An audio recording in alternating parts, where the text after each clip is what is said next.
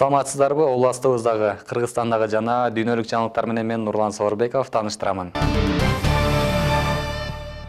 Бүгүн Талаш шаарындагы администрациясында басма сөз жана журналисттер, ыйгарым укуктуу өкүлчүлүктүн өкүлдөрү, район жетекчилери, мекеме жетекчилерине уюштурулган жыйын болуп өттү. Кененирээк кийинки материалдан көрө аласыздар. Бүгүн Талаш шаарындагы администрациясында басма сөз жана журналисттер, ыйгарым укуктуу өкүлчүлүктүн өкүлдөрү, район жетекчилери, мекеме жетекчилерине уюштурулган жыйын болуп өттү. Жалпысынан ыйгарым укуктуу өкүл Марат Мураталиев 100 күн ичинде аткарылган иштер жөнүндө чогулгандарга маалымат берди. Андан соң журналисттердин ар биринин суроолоруна жооп берип, жалпысынан төмөнкүдөй суроолор журналисттер тарабынан берилип өттү.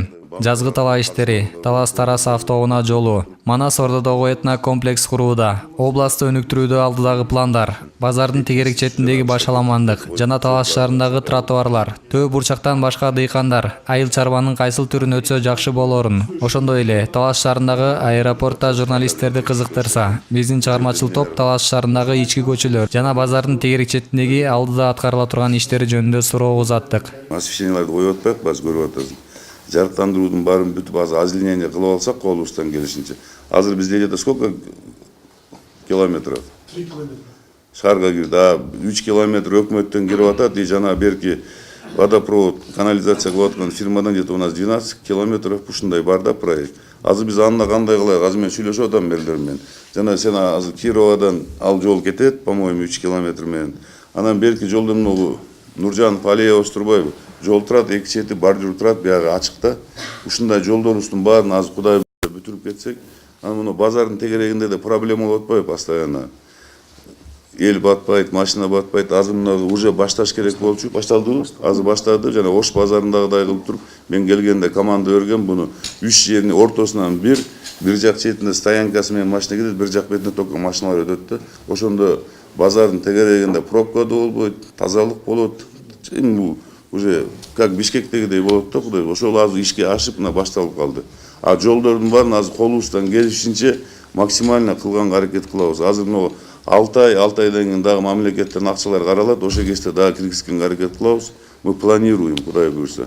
Но основной жолдорубуз бизде азыр пока жакшы болуп турат, эми адан да жакшыртабыз. Ага биз быйыл эмки жылы мына 6 жылга региондорду өнүктүрүү жылын коюп атпайбы ушу. 6 жылдын ичинде биз бир эле Талаш шаарыбыз эмес, айылдарды да өздөштүрүп чыгып кетишибиз керек да, өкмөт менен.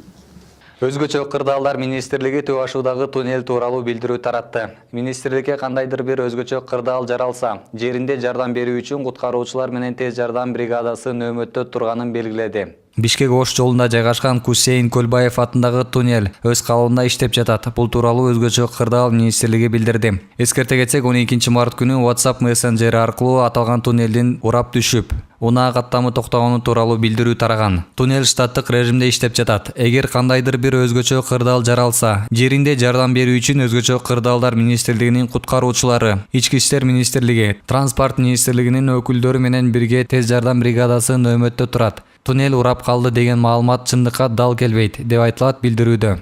Адистер кыргыз чергесиндеги андатырларды каттоого алышат. Курчап турган чөйрөнү коргоо жана Токой чарбасы боюнча агенттигинин маалыматына караганда, 2016 жылы андатырлардын саны 14142 болсо, 2017 жылы 20961ге жеткен. Кененирээк кийинки материалдан көрө аласыздар.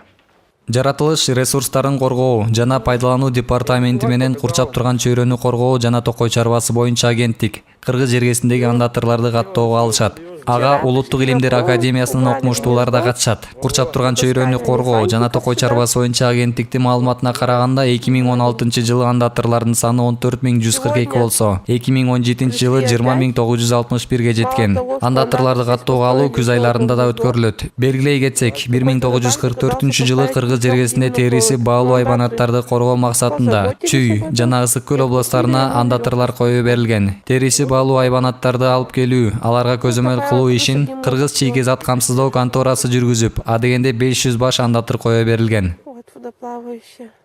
Ноорузга карата өтчү көк бөрүдө кыл чайнашчу командалар такталды. Мелдеш 15 мартта башталып, Нооруз күнү финалдык бөлүгү болот. Быйыл Нооруз майрамына карата өтө турган көк бөрү оюнуна 16 команда күч сынашат.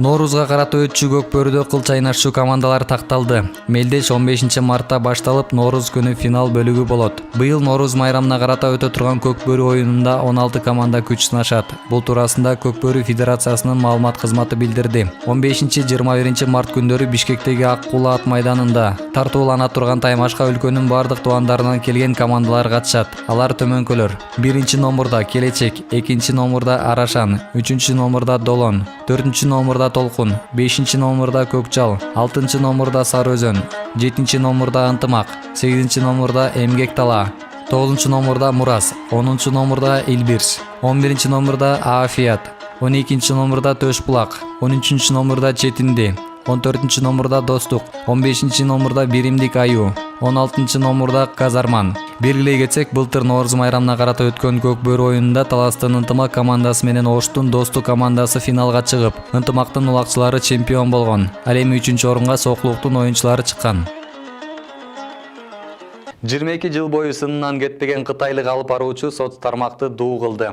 Кытайлык аял CCTV каналында 1996 жылдан бери аба ырайынын божомолун айтып келет. Кененирээк кийинки сюжеттен көрө аласыздар.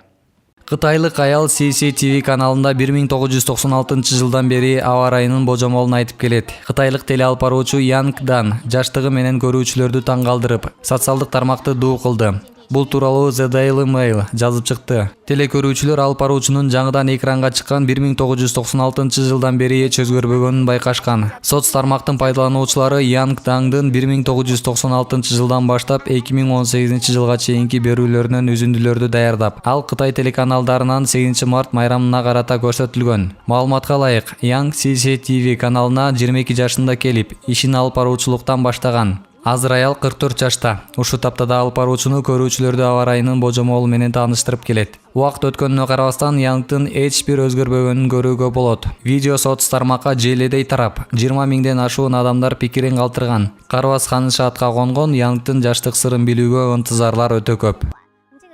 Нурлан Сауырбеков, Ренат Иманкулов, репортер, 3 канал интернет жаңылыктары. 想了解更多的天气信息，可以扫描屏幕上方的2维码，一起来看城市天气预报。